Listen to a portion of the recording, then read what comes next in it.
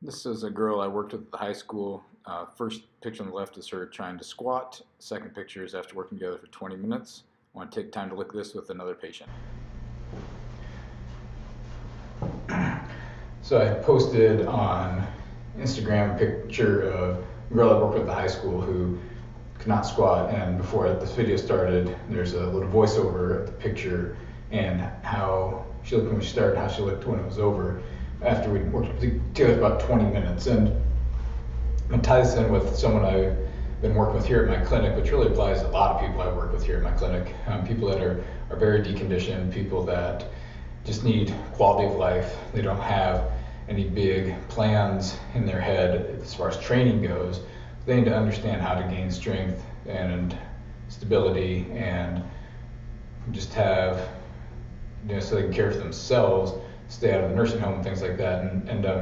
And this going to apply to a lot of people, but I'm going to discuss a lady I'm working with that has pretty advanced Parkinson's disease and some chronic back pain as well, and how we've kind of gone about solving some problems around that so she can get some work in and have better strength and balance through her legs and feel more comfortable and confident on her feet so she can get out and actually start doing some activity, because she needs to lose some weight, she needs to do a lot of things, but she feels kind of trapped by her neurologic condition and her pain, and just a lot of the same things apply. And I don't want to say that this girl that I worked with has like a neurologic disorder, but she definitely had some things that going on that were all really nervous system related. Now, don't get me wrong, there's always a time to put in some sort of mobility work for somebody if we've gotten some good motor pattern down and there's some things at the ends of motion that need to be opened up or improved so we can get a desired position, whatever that might be. If it's well below parallel, everyone's got their different versions and visions what they think squatting is and means to them, and most of that's goal dependent.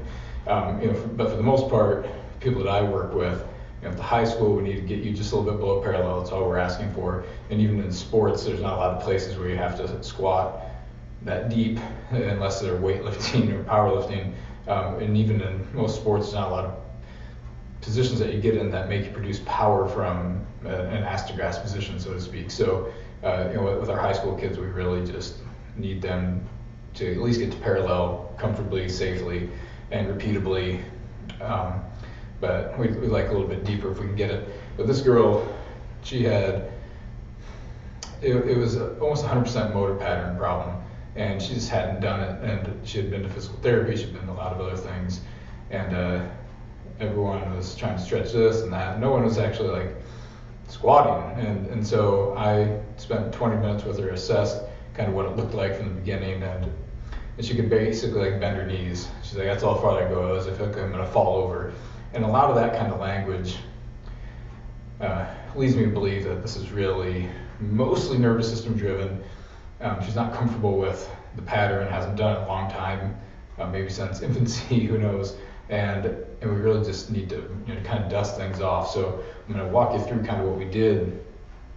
So first was just, can you squat? Okay, no. All right, so now what can we do? And I tried to do some work with like a kettlebell and stuff, and just kind of working backwards to see where we needed to start. And it ended up we need to start all the way at the beginning. So first thing we did was we sat her on a box that was actually higher than parallel. I just wanted to see, can you even sit down? And I'm not going to worry about that here, but kind of that first thing we did, this little angle, was just get her to sit down. And in the beginning, she just plopped, and that's fine. I just wanted to see, can she get deep enough to do that? Because obviously, if standing she couldn't squat, but if she can sit down on something, then I know that she has the range of motion to do what I'm asking her to do. She just can't put it all together. So I got her sat down, her legs were a little above parallel, knees are at parallel, that's fine. And got her feet out in a wide stance. I wanted the wide base to get started with so she felt more comfortable, more balanced. And then just had her stand up. And she had a lot of problems with that. She couldn't figure out how to go up. She wasn't comfortable leaning, she wasn't comfortable doing a lot of these things. So that's where this comes into play.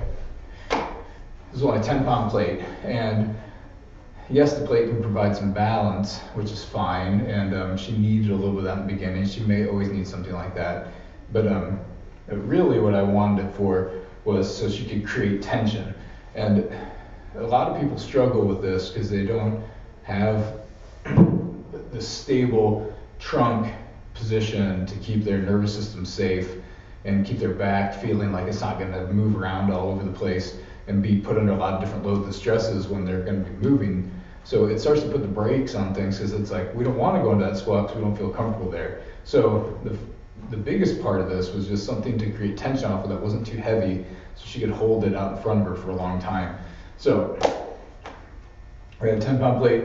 I just had her squeeze it down, bring those elbows to the ceiling, create a lot of lat tension, which helps create lumbar spine stability.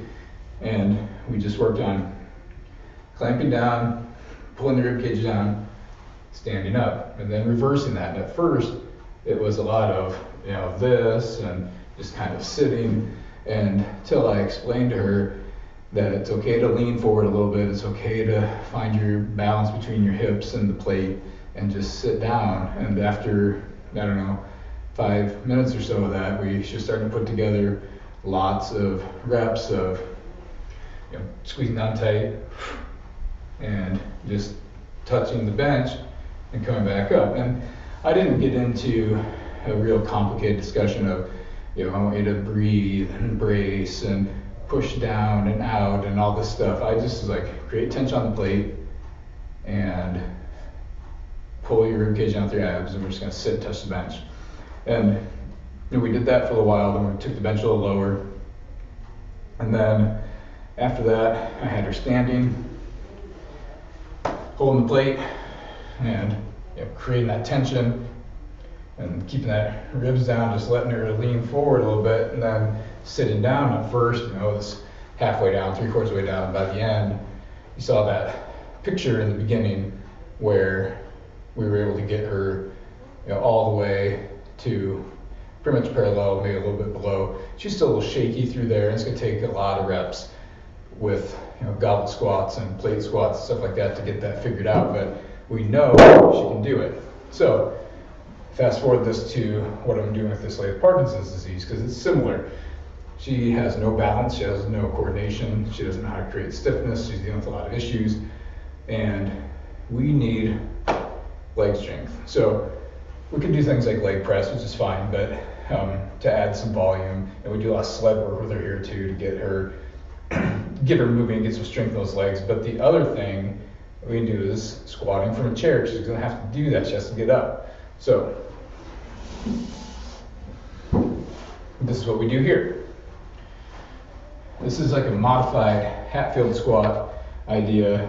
Fred Hatfield did this thing where he would put like a safety squat bar on his back and hold on to a bar in front of him and do a bunch of reps, either to a box or not to a box. And with her, we sit her on the bench, and same things like with the plate. So I can't have her free squatting right now. She doesn't have the balance and coordination to do that. But what we can do is get on the bench, get her in this wide, stable stance.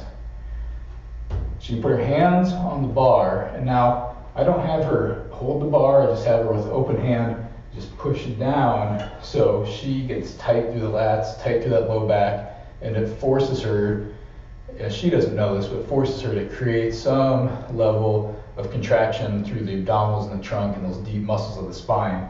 And we're able to do a lot of reps of this without her back hurting.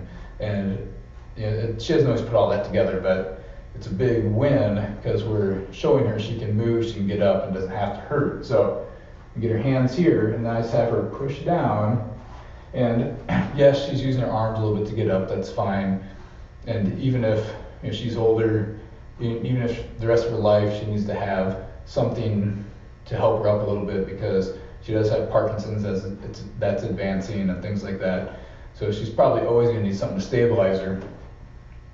But this way we can at least get a lot of volume in the legs without hurting her back and get her comfortable doing that. So So you can push down, plant her feet, stand up. And I try not to let her pull herself up with this. That's why I don't have her close her hands around it. Just put the base of her palm on there and push down. And then keep that tension and sit back down. And then we can move through a lot of reps like that. And this might be the only way she ever squats. And her goals don't need her to put weight on her back. She just needs to be able to do this comfortably without pain. So, get her here, great tension, we sit, come up. And that's a lot like getting off the toilet, getting off the couch, getting out of the chair in your dining room. So, those are why I'm doing things in certain ways. We can sneak in that tension through pushing down the bar, or the other girl holding on the plate, because these both problems were very nervous system driven, different problems, but had a lot of similarities. So I wanted to kind of cover how I approach both. All right, hope you enjoyed it. Check the credits at the end, see what else I'm up to. Catch you on the next one.